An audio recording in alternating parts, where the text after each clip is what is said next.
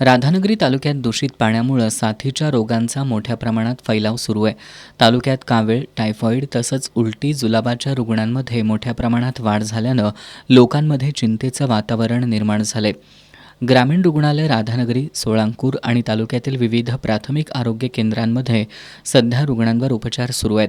एकट्या राधानगरीतील ग्रामीण रुग्णालयात टायफॉईडचे 18, उलटी जुलाबाचे 13 आणि कावेळीचे 9 रुग्ण सध्या उपचार घेत असल्याची माहिती ग्रामीण रुग्णालय प्रशासनाकडून देण्यात आली आहे.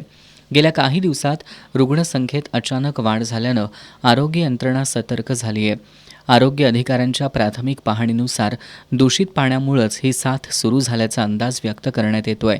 काही गावांमधील पाणीपुरवठा योजना, विहिरी आणि टाक्यांमधील पाणी दूषित झाल्याची शक्यता असून त्यांचे नमुने तपासणीसाठी पाठवणं गरजेचं आहे.